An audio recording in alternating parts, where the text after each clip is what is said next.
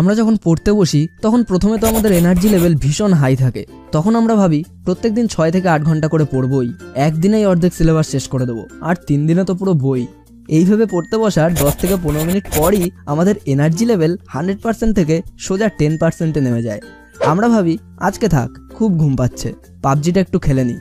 আরে ফেসবুকে কতজন আমার ডিপিতে লাইক করলো একটু চেক করে নিত। হোয়াটসঅ্যাপে ভিডিওটা কি সুন্দর, সবাইকে সেন্ড করি। তো ব্যাস, এই কারণেই গল্প শেষ।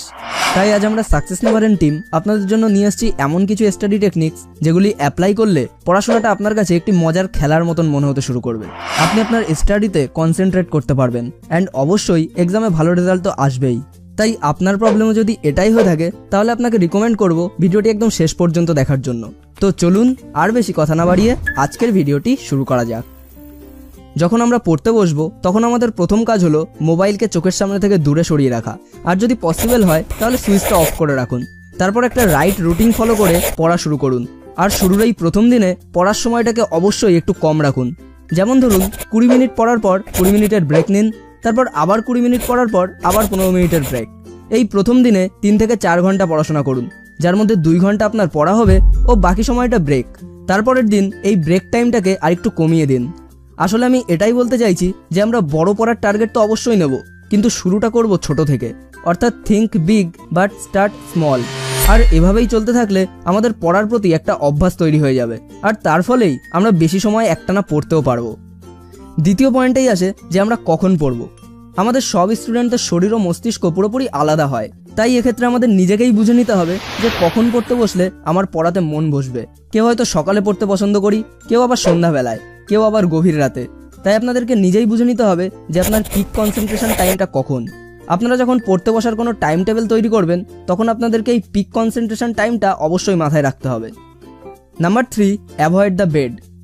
হ্যাঁ, আপনি একদম ঠিকই শুনেছেন, বিছানায় বসে পড়াশোনা করাটা একদমই উচিত নয়। কারণ এই বিছানায় বসে পড়লে ধীরে ধীরে আমাদের শুয়ে পড়তে ইচ্ছা করে, আর কিছু সময় যাওয়ার পর ক্রমশ আমাদের চোখে ঘুম চলে আসতে থাকে। এই কারণে বিছানায় বসে পড়াশোনা করার থেকে টেবিল চেয়ারে বসে পড়াটা অনেক বেশি এফেক্টিভ। আবার এই পড়তে বসার পর আমরা সাধারণত কি করে থাকি, যেমন ধরুন যখন আমরা পড়তে বসি তার কিছুক্ষণ পরই আমাদের মনে পড়ে, আরে ইয়ার পেনটাই তো নিয়ে বসিনি, যাই পেনটা নিয়ে আসি। ধুর, আমার স্কেলটা যে কোথায় গেল কিছুতেই খুঁজে পাচ্ছি না, নোটসবুকটাই বা কোথায় রাখলাম। গলাটা শুকিয়ে যাচ্ছে, একটু জল খেয়ে নিই।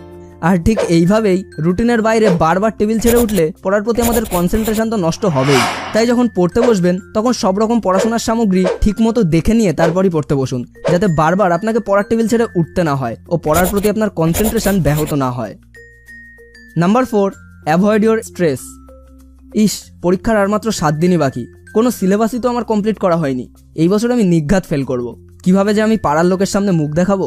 বন্ধুরা তো সবাই পড়াশোনায় কত ভালো, আর আমি তো কিছুই জানি না। পড়তে বসে আপনার মাথায় যদি এইসব কথাগুলি ঘুরতে থাকে তাহলে এই ব্যাপারগুলিকে মাথা থেকে একদম সরিয়ে ফেলুন। পড়ার টেবিলে নিজের মাইন্ডকে সবসময় ফ্রেশ রাখুন।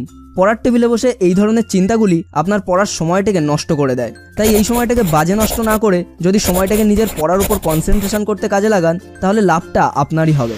পড়ায় কনসেন্ট্রেশন না থাকার একটা অন্যতম কারণ হলো আমাদের আশেপাশের পরিবেশ। পড়ার সময় পাশের বাড়ির হাজব্যান্ড ওয়াইফের ঝগড়া, গভীর রাতে পাড়ার কুকুরগুলোর চিৎকার, পাশের রুমে জোরে টিভি চলছে, হোস্টেলের রুমমেট তার গার্লফ্রেন্ডের সঙ্গে ফোনে গল্প করছে। যার একটা ভালো সলিউশন হলো হোয়াইট নয়েজ। এটি এমন একটি সাউন্ড যেটা বিভিন্ন রকমের আওয়াজের বদলে একটি নির্দিষ্ট আওয়াজের ওপরই আপনার ফোকাস রাখতে সাহায্য করবে, আপনার কনসেন্ট্রেশন বাড়াতে হেল্প করবে। তাই এরকম পরিস্থিতিতে আপনি হোয়াইট নয়েজ সাউন্ড ডাউনলোড করে নিন, কানে হেডফোন লাগান এবং স্টাডি করুন। ইউটিউবে সার্চ করলেও অনেক ধরনের হোয়াইট নয়েজ সাউন্ডই আপনারা পেয়ে যাবেন। তো এখন আমি আপনাদেরকে এমন একটি স্টাডি টেকনিক বলবো যা আপনাদের পড়ার প্রতি ইন্টারেস্টকে আরও অনেক গুণ বেশি বৃদ্ধি করবে, এবং এটা ভীষণ এফেক্টিভ একটি টেকনিক। এই টেকনিকটির নাম হলো গেমিফিকেশন, অর্থাৎ স্টাডিকে গেমে কনভার্ট করা। শুনে খুবই ইন্টারেস্টিং মনে হচ্ছে, রাইট? এই টেকনিকটিতে আপনাকে স্টাডিকে গেমের মতোই আলাদা আলাদা লেভেলে ভাগ করে নিতে হবে, তারপর সেই লেভেলগুলোকেই কমপ্লিট করতে হবে। যেমন ধরুন আপনি ঠিক করলেন যে আজকে 2টি চ্যাপ্টার কমপ্লিট করবেন, এটা হলো আপনার গেমের ফার্স্ট লেভেল।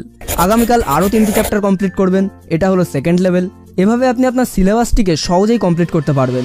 আবার ধরুন আপনি 300 পৃষ্ঠার একটি বই পড়ছেন, আর আজকে আপনি বইটির প্রথম পৃষ্ঠাটি সম্পূর্ণ পড়ে কমপ্লিট করলেন। তারপর আপনি এই পুরো পেজটি জুড়ে শুধু রাইট সাইনই করলেন, আর একইভাবে আপনার কাজটি হবে পুরো বইটা জুড়ে শুধু রাইট সাইন করা। তাই এই রাইট সাইন কমপ্লিট করতে হলে পুরো বইটিও আপনাকে অবশ্যই কমপ্লিট করতে হবে। এটাই হলো গেমিফিকেশন টেকনিক। আপনি ইচ্ছা করলে আপনার সিলেবাসটিকে বিভিন্ন লেভেলে ভাগ করে নিতে পারেন, কিন্তু এখন আপনার মনে হতেই পারে যে এটাতে ইন্টারেস্ট কিভাবে আসবে।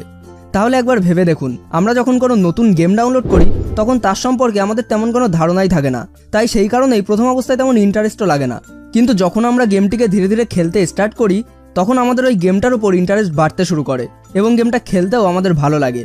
এই স্টাডি টেকনিকটাও ঠিক একই ধরনের, তাই প্রথমে ইন্টারেস্ট নাও লাগতে পারে, কিন্তু যখন আপনি দেখবেন যে এই টেকনিকের কারণেই আপনি আপনার পুরো সিলেবাসটাই কমপ্লিট করে ফেলেছেন, তখন এই টেকনিকটার প্রভাব আপনি অবশ্যই বুঝতে পারবেন।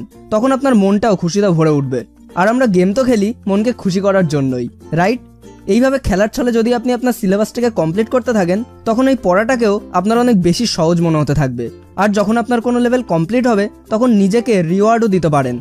যেমন ধরুন, আপনার আজকের লেভেলটা হলো প্রথম 2 পৃষ্ঠা কমপ্লিট করা, আর এই পড়াটা কমপ্লিট হলে আপনি নিজেকে কোনো বেস্ট অ্যাওয়ার্ড দিন। যেমন আপনি যদি চকলেট খেতে ভালোবাসেন তাহলে আপনার এক একটি লেভেল কমপ্লিট হওয়ার পর নিজেকে চকলেট রিওয়ার্ড দিন, অথবা গার্লফ্রেন্ড বা বয়ফ্রেন্ডের সঙ্গে কথা বলাটাকেও রিওয়ার্ড হিসাবে নিতে পারেন। তো যাই হোক, সেটা আপনার সম্পূর্ণ পার্সোনাল পছন্দের ব্যাপার, তাই রিওয়ার্ড দিন আর নেক্সট লেভেল কমপ্লিট করার দিকে এগিয়ে যান। তো এভাবেই আপনার পড়ার উপর ইন্টারেস্ট আসতে থাকবে, আর ইন্টারেস্ট আসার সাথে সাথেই কনসেন্ট্রেশন লেভেলও বৃদ্ধি পাবে।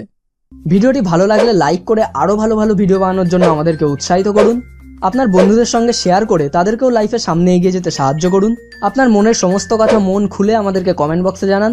আর আপনি যদি আমাদের চ্যানেলে নতুন হয়ে থাকেন তাহলে সাবস্ক্রাইব করার পর পাশের বেল আইকনটিও বাজিয়ে যান পরবর্তী সমস্ত ভিডিও আপডেটসগুলি সবার প্রথমে পাওয়ার জন্য। সম্পূর্ণ ভিডিওটি দেখার জন্য আপনাকে অনেক অনেক ধন্যবাদ। আপনার সময় অনেক অনেক অনেক ভালো কাটুক।